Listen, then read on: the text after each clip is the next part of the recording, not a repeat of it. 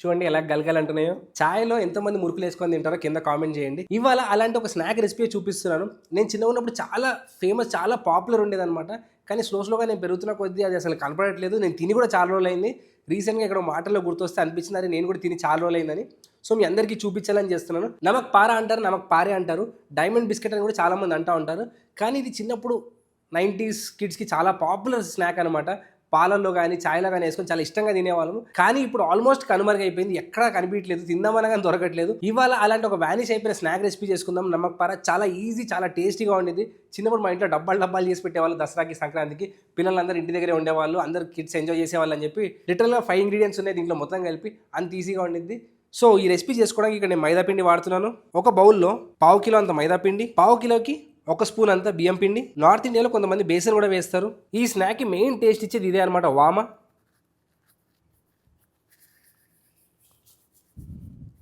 అలానే పేరులోనే ఉంది నమక్ పారా అంటే, నమక్ అంటే సాల్ట్. సో ఉప్పు వేసేసుకోండి. వీటన్నిటిని చక్కగా కలిపేయండి. ఈ స్నాక్ చాలా ఎక్కువ రోజులు నిల్వ ఉండిద్ది, ఆల్మోస్ట్ నెల నుంచి 40 రోజులు ఉండిద్ది. సో దీనికోసం మనము షార్ట్ క్రస్ట్ చేసుకోవాలి. అంటే మనం సమోసా పిండి కలుపుకుంటాం కదా, అలా కస్టర్డ్ కలుపుకోవాలి. దానికోసం నేను ఇక్కడ ప్రతి 1/2 కిలోకి మీకు 40 గ్రాముల వరకు నెయ్యి పడుతుంది. చాలామంది దీంట్లో, నేను చిన్నగా ఉన్నప్పుడు వనస్పతి వేసేవాళ్ళు. మీ దగ్గర ఒక నెయ్యి లేదు టైంకి అనుకుంటే వేడి నూనె కూడా సేమ్ క్వాంటిటీ వేసుకోవచ్చు. నెయ్యి వేసి ఎటువంటి నీళ్ళు లేకుండా ఫస్ట్ ఈ పిండికి అంతా నెయ్యి పట్టేలా కోట్ చేయండి. మొత్తం ఫ్లార్ మొత్తం ఈ నెయ్యితో కోట్ అయిపోవాలన్నమాట. దీన్ని మనం ఇంగ్లీష్లో షార్ట్ క్రస్ట్ అంటాము. చీజ్ కేక్కి చేసే బేసులు కానీ వాటన్నిటికీ సేమ్ టెక్నిక్ వాడతాము.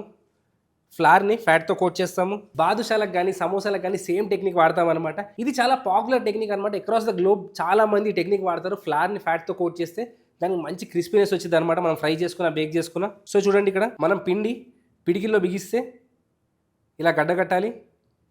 ఇలా కట్టింది అంటే మనకి నెయ్యి అనేది పర్ఫెక్ట్గా కోట్ అయిందని అర్థం. ఇప్పుడు దీంట్లో మధ్యలో చిన్న గుంతలా చేసేయండి. ఈ గుంతలో పెరుగు వేయండి, పుల్లటి పెరుగు ఒక 2 స్పూన్లు అంతా వేయండి. అలానే నీళ్ళు చాలా కొంచెం వేసుకోండి. ఇది పిండి చాలా టైట్గా కలుపుకోవాలి మనము. సో ఇలా నీళ్లు పోసేసి దీన్ని ఎక్కువ మర్దన చేయకుండా ఒక పిండిలా కలిపేసుకోండి. ఇలా పిండిని ఈ కన్సిస్టెన్సీలో కలిపేసేయండి. చూడండి, ఇది మరీ ఎక్కువ సాఫ్ట్గా లేదు, అలా అని చెప్పి మరీ టైట్గా కూడా లేదు, మీడియంగా చేసుకోండి. ఇలా కలుపుకున్న పిండిని రెస్ట్ ఇవ్వండి. ఇలాంటి రెసిపీస్ చేసుకునేటప్పుడు స్పెషల్గా బాదుషా కానీ, సమోసా కానీ, నమక్ పారా కానీ వీటిలో రెస్ట్ ఇవ్వడం చాలా ఇంపార్టెంట్. ఎందుకంటే వీటిలో మైదా ఉండిద్ది. ఆ మైదా అనేది మనం రోల్ చేసినప్పుడు సాఫీగా రోల్ అవ్వాలి. మీరు ఎక్కువసేపు రెస్ట్ ఇవ్వకుండా రోల్ చేశారనుకోండి, పిండి వెనక్కి సాగుతూ ఉండిద్ది. అలా అవ్వకుండా ఉండాలి అంటే పిండిని కలిపేసి ఒక అరగంట పాటు రెస్ట్ ఇవ్వండి. ఇలా రెస్ట్ ఇచ్చినప్పుడు మనం రోల్ చేసుకున్న పర్ఫెక్ట్ షీట్లా వస్తుంది, వెనక్కి సాగకుండా ఉండిద్ది. సో ఎప్పుడు మైదాతో పని చేసినా కంపల్సరీగా రెస్ట్ ఇవ్వండి. దీన్ని ఒక 15-20 నిమిషాల పాటు రెస్ట్ ఇచ్చుకుందాము. తర్వాత సన్న షీట్లా రోల్ చేసుకొని నమక్ పారాలు కట్ చేసుకుందాం. మన పిండి ఒక 15 to 20 మినిట్స్ చక్కగా రెస్ట్ అయిపోయింది. ఇప్పుడు చూడండి, ఇది మంచిగా నానిపోయి రెడీగా ఉంటుంది. ఇప్పుడు దీంట్లోంచి మీరు చిన్న చిన్న చపాతీ సైజ్ బాల్స్ కట్ చేయండి.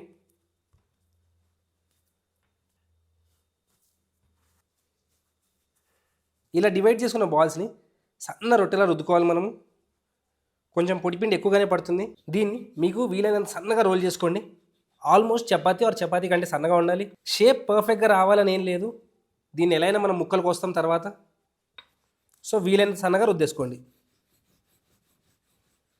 చూడండి, ఇలా సన్నగా రుద్దుకోవాలి. థిక్నెస్ చూడండి, చపాతీ కంటే సన్నగా ఉంది. ఇప్పుడు దీన్ని మీరు నమక్ పారా షేప్లో కట్ చేసుకోండి.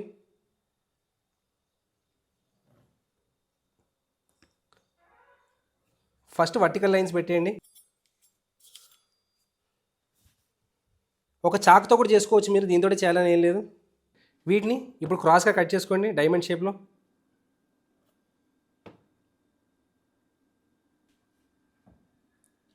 స్క్వేర్గా కూడా కట్ చేస్తారు కొంతమంది, మీ ఇష్టం, మీరు ఏ షేప్లో అయినా కట్ చేసుకోవచ్చు.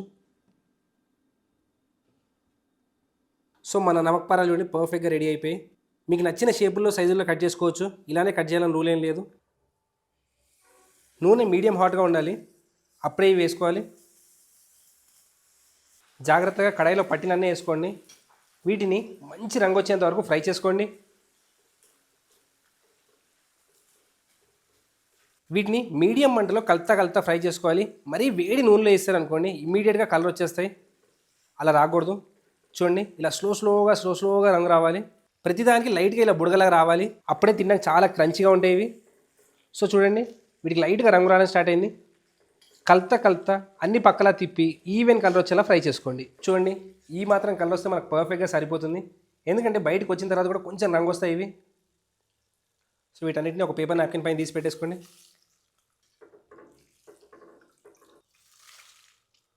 మొత్తం పిండిని ఇలా రుద్దేసి చిన్న చిన్న ముక్కల్లా కట్ చేసుకొని ఫ్రై చేసుకోవడమే. చెప్పాను కదా చాలా సింపుల్ స్నాక్, చాలా ఈజియెస్ట్ స్నాక్ అనమాట. సో అన్నీ ఫ్రై అయిపోయి రెడీగా అని సర్వ్ చేసేసుకోవడమే.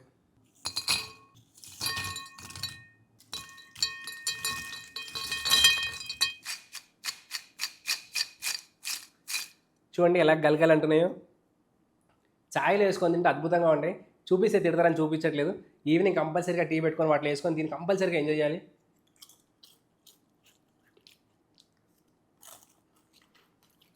చాలా కస్తాగా చాలా కరకలాడుతూ అద్భుతంగా ఉంటాయి. నేను జస్ట్ పావు కిలో పిండి కలిపాను, ఈ బౌల్ నిండా వచ్చాయి. సో అంత ఈజీ అనమాట. ఇవి నిల్వ కూడా చాలా మంచిగా ఉంటాయి. సో 1 మంత్ గ్యారంటీగా నిల్వ ఉంటాయి, అస్సలు పాడవవు మీరు మంచిగా ఫ్రై చేసుకుంటే. సో కొంచెం కొంచెం పిండి చేసుకోండి, అప్పుడప్పుడు పిల్లలకి స్నాక్స్లో ఇవ్వండి, చాలా టేస్టీగా ఉండేది.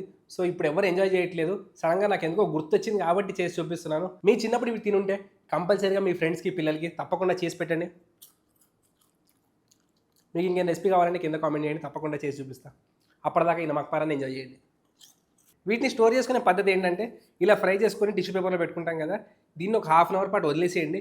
దీంట్లో ఉన్న తేమంతా బయటికి వెళ్ళిపోతుంది. తర్వాత దీన్ని 88 బాక్స్లో కానీ ఫుడ్ గ్రేడ్ జిప్లాక్ బ్యాగ్లో కానీ స్టోర్ చేసుకోండి. అప్పుడు మీకు చక్కగా ఎక్కువ రోజులు ర్యాన్సిడ్ అవ్వకుండా పాడవకుండా ఉంటాయి.